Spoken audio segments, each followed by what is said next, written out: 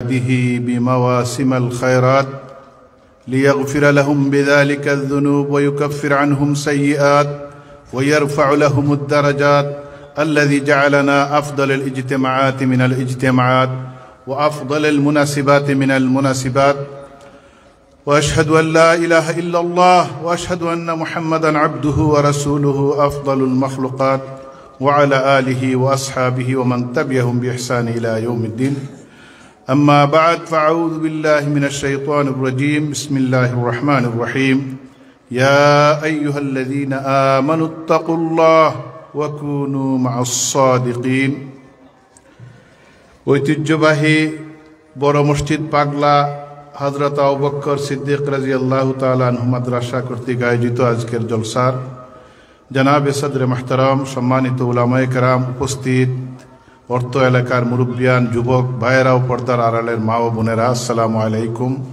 ওয়া রাহমাতুল্লাহি ওয়া বারাকাতুহু। আপনারা সবাই ভালো আছেন তো ইনশাআল্লাহ? ইমানি জজবা নিয়ে তো বসছেন এই জলসার মধ্যে। আলহামদুলিল্লাহ, আমরা মাগরিবের নামাজের পরে অত্যন্ত চমৎকার সূরা ওয়াকিয়া তেলাওয়াত শুনলাম। কোরআনের মজলিস। আমাদের দেশ বাংলাদেশ, সেটা হলো ইসলাম এবং মুসলমানের জন্য উর্বর জমি। আমি পৃথিবীর বহু দেশ, পৃথিবীর অনেক দেশ সফর করেছি আলহামদুলিল্লাহ আপনাদের দোয়ায়। কিন্তু বাংলাদেশের মতো এই যে ফেজা, এই যে জলসা, এই সমস্ত মাহফিল, এটা আপনি আর কোথাও পাবেন না। এটা একমাত্র বাংলাদেশেই। প্রতিদিন গড়ে কতটা মাহফিল হয় সারা বাংলাদেশে আপনারা একটু হিসাব করেন। এখানে তো মুকাররিরিন ওয়াইজিনও বসা, উনাদের 4-5টা প্রোগ্রাম করতে হয়। এই যে একটা চমৎকার পরিবেশ, এই চমৎকার পরিবেশ পৃথিবীর আর কোথাও নাই। আমাদের উলামায়ে কেরাম বুজুর্গানে দ্বীনের সেই মেহনতে আজকে এই ঐতিহ্যবাহী মসজিদ, যেটা পাগলা মসজিদ, বড় মসজিদ, আমরা যখন ছোট ছিলাম তখন নৌকা দিয়ে এসে এটা দেখতাম। এটা বহু আগে মসজিদ, যারা মুরব্বীরা আছেন তারা হয়তো আপনারা জানেন।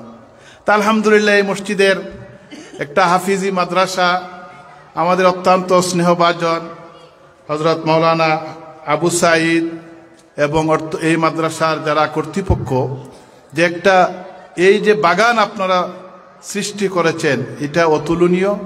আল্লাহ পাক রব্বুল আলামিন যেন এই মাদ্রাসাকে কায়েম এবং মাদ্রাসার দিন বদিন তরক্কি যেন এনায়েত ফরমে আপনাদের সহযোগিতার মাধ্যমে। মুহতারাম হাজিরিন, এখানে আমার আজকে আমি নারকেলতলা যাওয়ার পথে 50 সালা তাদের দস্তারবন্দি, যেহেতু এটা রাস্তায় আমাকে কয়েকদিন আগে ফোন দিছে, আমি বললাম ঠিক আছে, আমি ইনশাল্লাহ মখতসর সময়, যেহেতু আপনাদের মুআজ্জাজ মেহমান এখানে উপস্থিত, আমি বেশি সময় নিব না। আমি আপনাদেরকে টু দ্য পয়েন্ট কয়েকটা বিষয় আমরা আপনাদেরকে তুলে ধরব।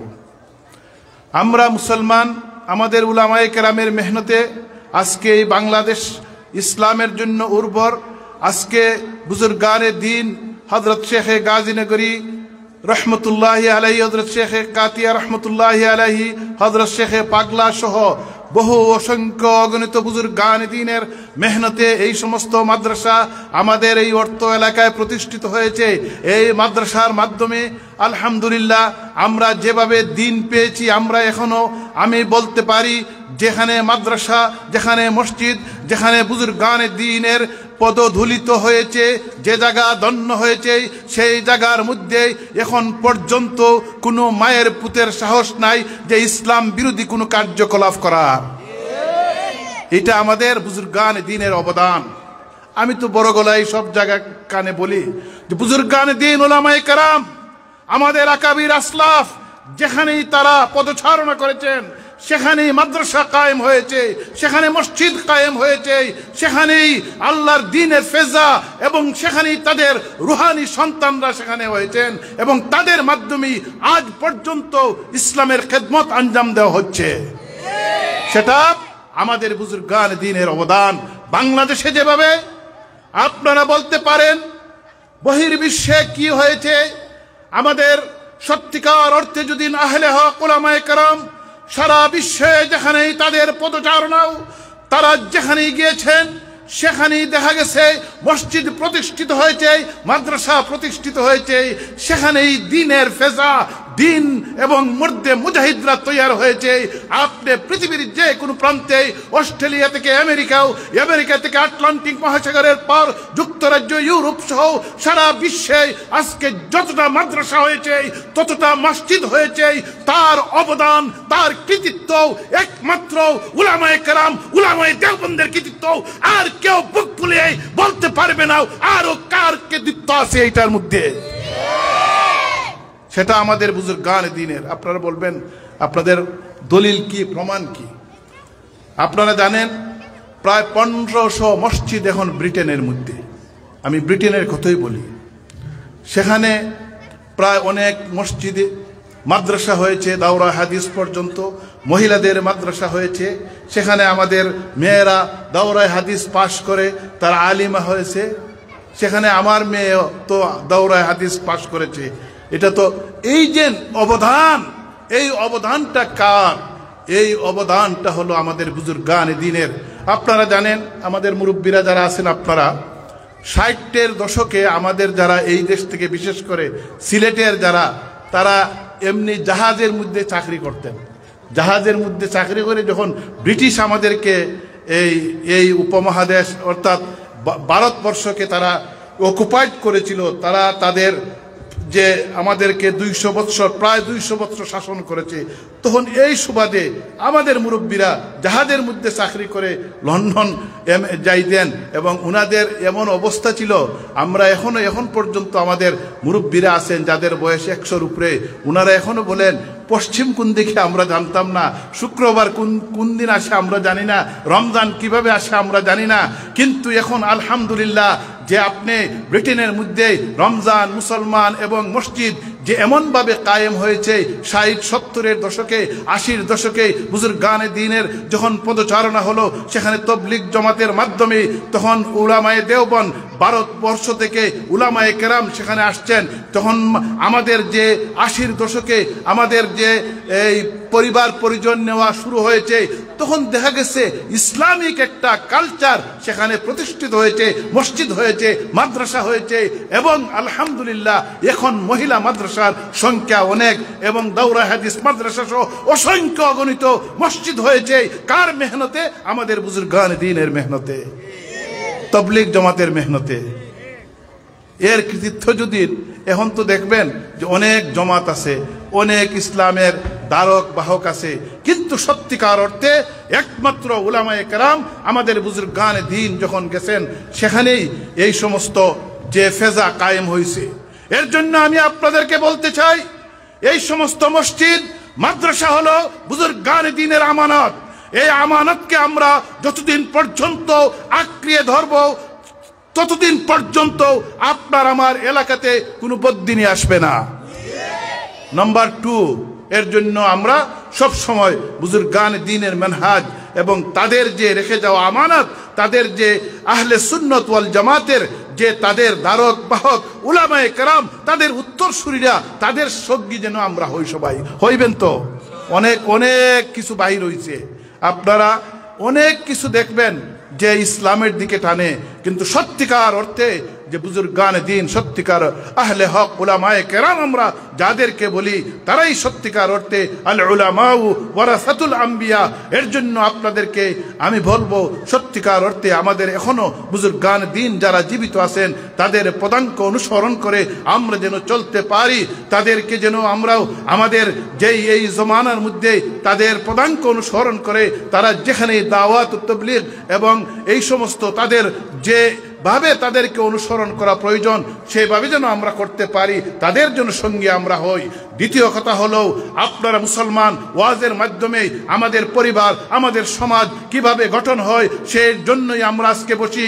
ও মুসলমানরাও, আপনারা দেখেছেন বিগত 16-17 বছর কিভাবে আলেমদেরকে, কিভাবে মসজিদ মাদ্রাসাও, আমি প্রতি বছর আমি আসি বাংলাদেশে, প্রতি বছর বিভিন্ন জলসাতে যাই, এই বছরও আসলাম।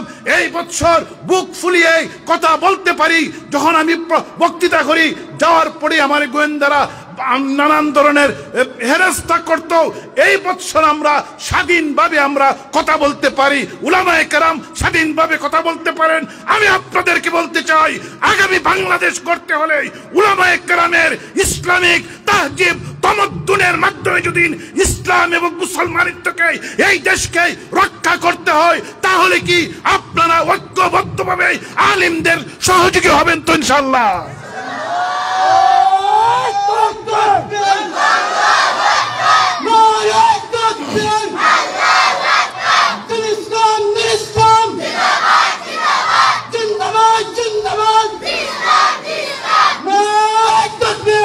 মুহতারাম হাজিরিন, আমি লাস্ট কথা বলতে চাই। আপনারা অনেক তন্ত্র মন্ত্র দেখেছেন এই বাংলাদেশে বিগত 53 বৎসর। আপনারা অনেক কিছু দেখেছেন, কোন তন্ত্র মন্ত্র আপনাদেরকে সুখ দিতে পারবে না, শান্তি দিতে পারবে না। একমাত্র যদি সবাই ঐক্যবদ্ধভাবে সমস্ত ফ্যাসিস্ট যারা ছিল তাদেরকে আমরা বিদায় করে যদি ঐক্যবদ্ধ প্ল্যাটফর্ম তৈরি করে আপনারা যদি আগামী বাংলাদেশ করার জন্য সম্মিলিতভাবে দেখিয়ে দিতে পারেন, আমরা আলেমদের সাথে আল্লাহ ওয়ালাদের সাথে থাকবো, আমরা নতুন ভাবে বাংলাদেশ করব। করবেন তো সবাই না? আবার যেই সেই চুরি হয় ঠিকই, আমি এই 4 মাসে দেখতেছি পিএফসি যত ধরনের যত বরাদ্দ আসে, আমরা গত 16 বছর কিছুই জানি নাই। সব লুটেরারা লুট করে খাইছে। সব লুটেরারাও বাংলাদেশের হাজারো কোটি সম্পদ, প্রায় 3 লক্ষ কোটি টাকাও গত 16 বছরে পাচার হয়েছে। আমরা লুটেরা দেখতে চাই না। এই ওয়াজের মাহফিল আপনারা বলতে পারেন যে ওয়াজের মাহফিলে এই সমস্ত কথা কি? আমরা ইসলাম হলো কমপ্লিট কোড অফ লাইফ, পূর্ণাঙ্গ জীবন ব্যবস্থা। আমাদের দায়িত্ব কর্তব্য হলো, উলামায়ে কেরামের দায়িত্ব কর্তব্য হলো আপনাদেরকে কোন পথে গেলে আপনাদের শান্তি আসবে এবং কোন পথে গেলে আপনার অশান্তি আসবে, সেই পথ হলো মিনান নাবিয়িনা ওয়াস সিদ্দিকিনা ওয়াস শুহাদা ওয়াস সালিহিন। এই পথে যদি আপনারা আসতে পারেন তাহলে এই দেশটা শান্তি আসবো। আর যদি হাত বদল করে আর অন্য এক সন্ত্রাসীর হাতে দেশটাকে দেন তাহলে কশিন কালেও শান্তি আসবে না। আসুন আমরাও ঐক্যবদ্ধভাবে, অনেক কিছুই দেখেছেন, আগামীতে আমরা সবাই ইসলাম দেখতে চাই। যারা ইসলাম এবং ইসলামিক ওয়ে তারা জীবন গঠন এবং রাষ্ট্র পরিচালনা করবে তাদেরকে আমরা দেখতে চাই। সবাই তো রাজি আছেন ইনশাআল্লাহ? আল্লাহ পাক যেন আমাদের আপনাকে কবুল করেন, আমরা যেন সম্মিলিতভাবে ঐক্যবদ্ধ প্ল্যাটফর্মে যেন আমরা কাজ করতে পারি। আল্লাহ যেন সেই তৌফিক আমাদেরকে দেন। এই মাদ্রাসা, হাফিজি মাদ্রাসা যেন আল্লাহ পাক রব্বুল আলামিন আমাদের আপনাদের সবের মেহনতে যেন এটা একটা দ্বীনি মারকাজ কায়েম হয়। আল্লাহ যেন সেই তৌফিক আপনাকে আমাকে দেন। এতটুকু বলেই, যেহেতু মেহমান এখানে বসা, আবারও দেখা হবে আপনাদের সাথে, আমার জন্য দোয়া করবেন। وآخر دعوانا أن الحمد لله رب العالمين. السلام عليكم ورحمة الله وبركاته.